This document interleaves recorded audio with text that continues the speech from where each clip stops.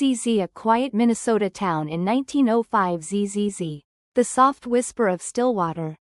The year was 1905, and the little town of Stillwater, nestled along the edge of the wide, sleepy St. Croix River in Minnesota, moved at the pace of a rocking chair on a summer porch.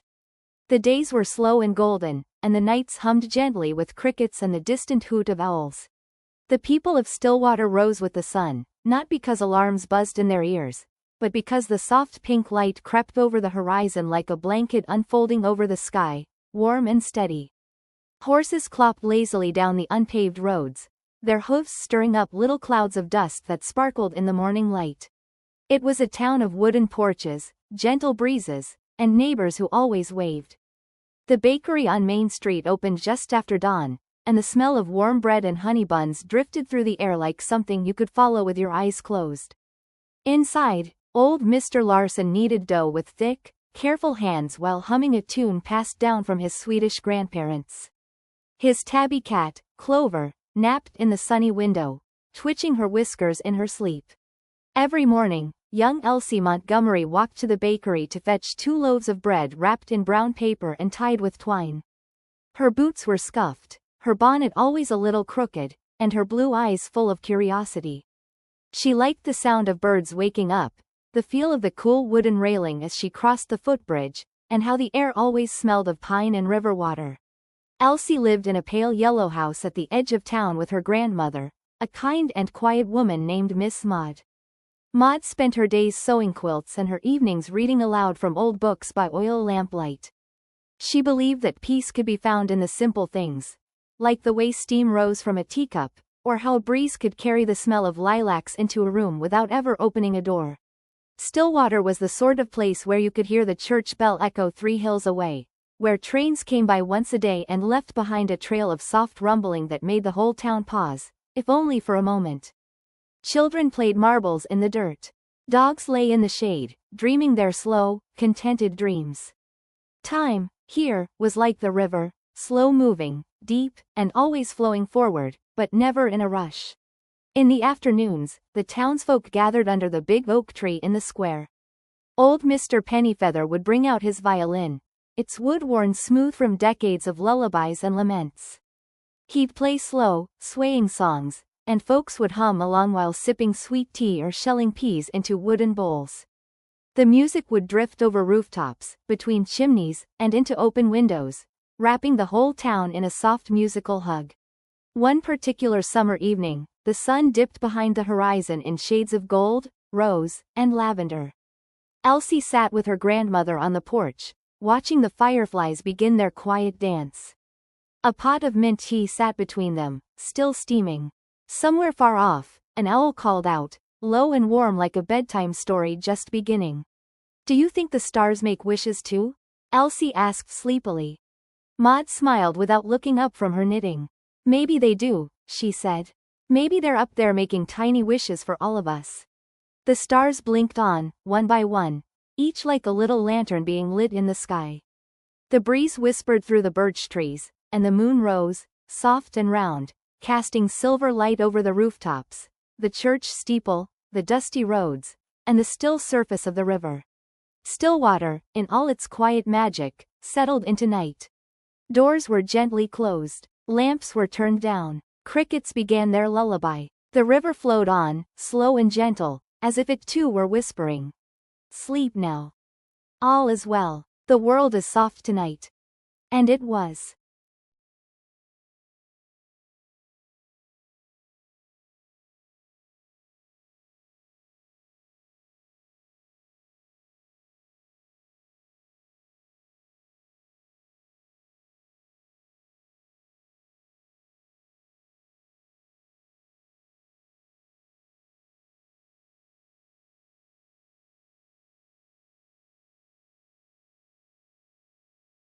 ZZZ, the soft whisper of Stillwater.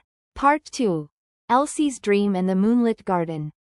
That night, after the stars had filled the sky like scattered sugar across deep blue velvet, Elsie drifted to sleep beneath her patchwork quilt. The air was cool, and the scent of lavender from the sachet her grandmother had tucked under her pillow made her feel safe and still. She closed her eyes and let the sound of the crickets outside guide her deeper and deeper into rest, until the room faded, and she found herself standing beneath the moonlight in a garden that shimmered like silver. The garden wasn't like any garden in Stillwater. The flowers glowed faintly, petals unfolding in slow motion. Dewdrops hung like tiny glass bells on blades of grass, and every so often, one would ring with a soft chime as a breeze passed through.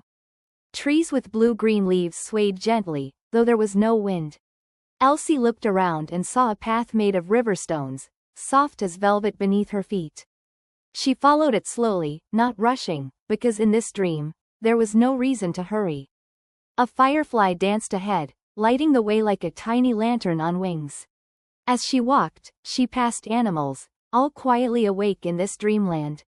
A fox curled beneath a tree lifted its head and nodded to her, eyes full of kindness. A pair of deer grazed by a glowing pond, their reflections rippling like starlight on water.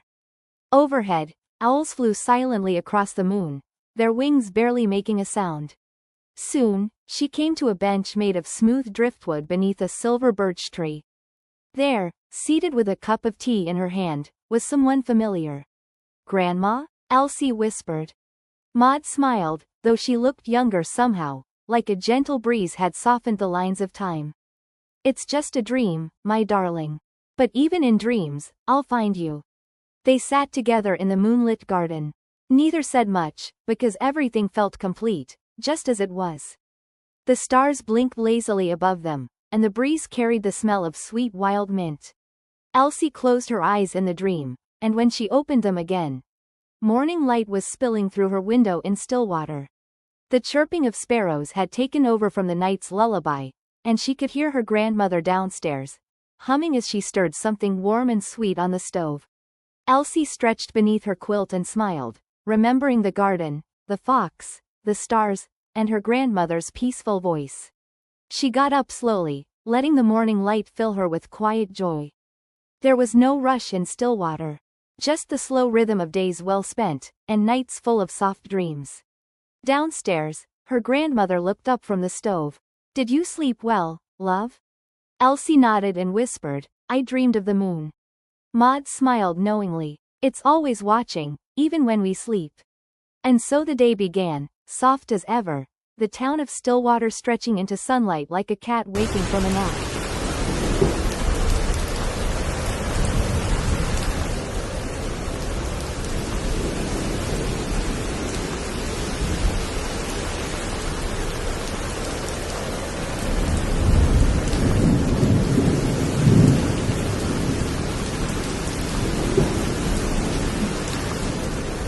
ZZZ The Soft Whisper of Stillwater. Part 3. The Harvest Festival Fallen Leaf. By the time autumn arrived in Stillwater, the trees blushed in shades of amber, deep gold, and burnt orange.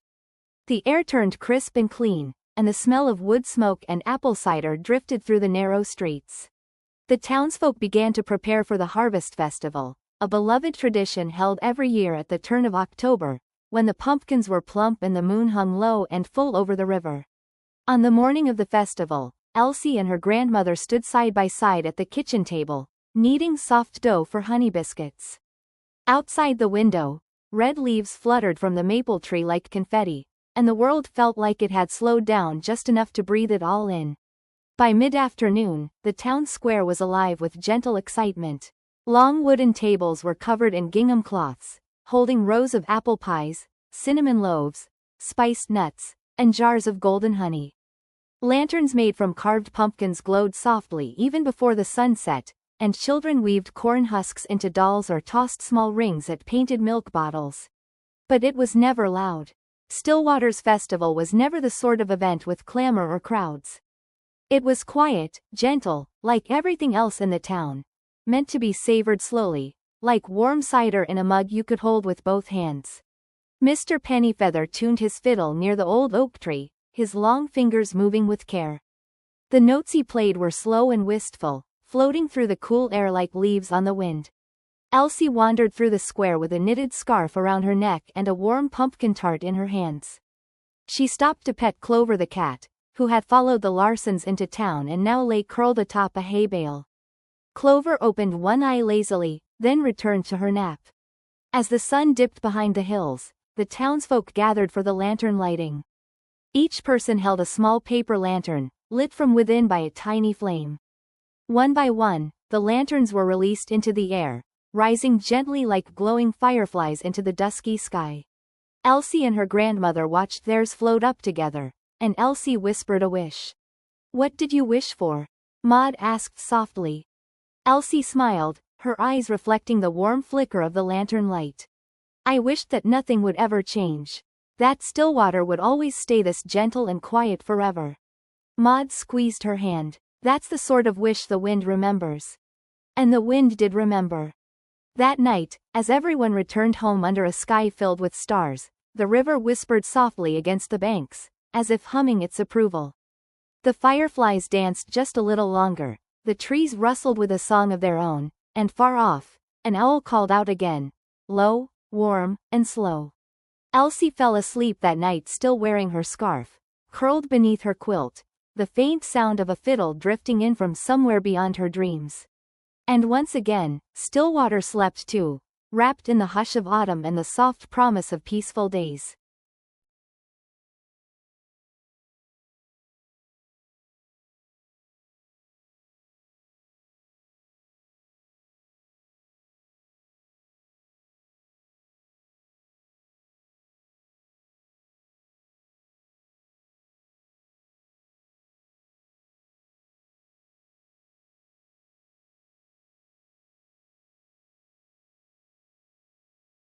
ZZZ, the soft whisper of Stillwater. Part 4. A winter blanket snowflake. The first snow came to Stillwater in the early hours of the morning, when even the crickets had gone quiet. It began as a whisper, a soft hush against the window panes, barely louder than a sigh. But by sunrise, the whole town had been wrapped in white, rooftops, fences, tree branches, all covered in a thick, soft quilt of snow. Elsie woke to the silence, that lovely kind of silence that only snow can make, where even the air feels softer somehow. She sat up slowly beneath her heavy quilt and looked out the frosty window. The world looked like a dream. The river had gone still beneath a sheet of glassy ice. The trees wore coats of powder, and little puffs of smoke curled from chimneys like sleepy thoughts rising into the cold blue sky. Downstairs, Maud had already lit the fireplace. The living room glowed orange with warmth, and the kettle whistled gently on the stove. Elsie tiptoed down in thick wool socks, her flannel nightgown brushing the floor. She was greeted with the smell of cinnamon and cloves, and a steaming mug of cocoa waiting on the table. "It snowed," she whispered. Maud nodded with a smile. It snowed all night long. The world needed a blanket. After breakfast, they bundled up in scarves and mittens, and walked slowly through the snow-covered town. Every step was muffled, soft, like walking through a dream. The bakery windows were fogged with steam, and Mr. Larson waved from behind a tray of warm gingerbread. In the town square, children were building snow people with button eyes and pinecone smiles. The old oak tree stood tall and dusted in white, its branches like outstretched arms wearing gloves of snow. As the sky dimmed to lavender, lanterns were lit again, this time nestled in windows and hanging from porches. Maud and Elsie sat by the fire that evening, their cheeks still rosy from the cold. Maud read aloud from a worn book of poems. Her voice was soft, like snowfall itself, each word falling slow and light into the quiet room. And then, as the fire dimmed and the night wrapped itself around the house, Maud sang a lullaby, a song her own mother had sung in winters long past. Crescent Moon Stillwater Lullaby. A soft winter song. Musical note. Snow drifts down, the world turns white, a hush of peace in quiet night. Close your eyes, no need to roam. The stars above will guide you home. Candles flicker, hearth light glows. The old oak sleeps beneath the snows. The wind may hum a winter tune, but dreams are warm beneath the moon. So rest, my dear, let stillness stay, till morning brings a softer day. Stillwater sighs, the night is deep. The river sings you into sleep. Musical note. Elsie drifted off with the lullaby in her ears, her heart full of warmth, her breath slow and even.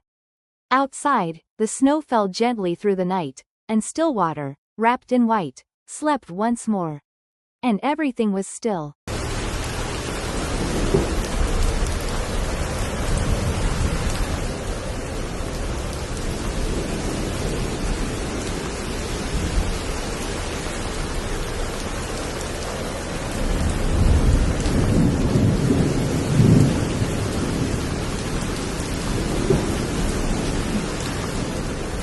ZZZ, the soft whisper of Stillwater.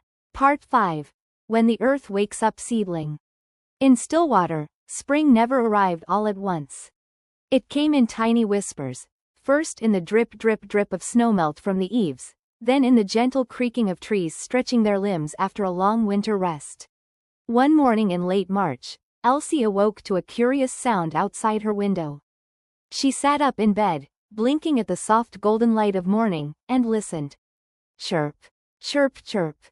She slipped quietly to the window and looked out. Perched on the branch of the old birch tree was a robin, feathers puffed and proud, singing the first song of spring. The snow had begun to shrink back into the shadows, revealing patches of wet earth and green shoots peeking up like sleepy children rubbing their eyes. Downstairs, her grandmother was already setting out sprouted bulbs in the windowsill, daffodils, crocuses, and tiny pots of lavender. The earth is waking up, Maud said, turning toward Elsie with a warm smile. It always does, when it's ready. They opened the windows just a crack, letting in that cool but promising spring air. It smelled of earth and melting ice and something else, something like hope. That week, the townsfolk began to return to their porches. Boots were left out to dry in the sun. Chickens clucked softly in muddy yards. The first puddles appeared in the streets, and children floated little paper boats in them, giggling as they chased them downstream. One morning, Elsie and Maud took a slow walk to the edge of the woods. The path was still soft with mud, but tiny bluebells were beginning to bloom along the edges. Squirrels darted through the trees, and above them, the branches were dotted with new green buds. They came to the river's edge, where the ice had cracked and broken into slow-moving chunks. The water flowed free again, sparkling in the sunlight, as if it too had been waiting all winter to stretch and breathe. Elsie closed her eyes and breathed in the newness. The cold had softened. The air was full of tiny promises. Maud took her hand. Spring always reminds me, she whispered, that even when everything sleeps and stills, something beautiful is waiting beneath it all. That evening, they lit a candle on the porch and sat together beneath a sky that stayed light just a little longer. The robins were still singing. The wind was warmer, and for the first time in months, the scent of lilacs drifted from somewhere far off. Elsie looked out at her town, her quiet, gentle Stillwater, and smiled. Everything was beginning again.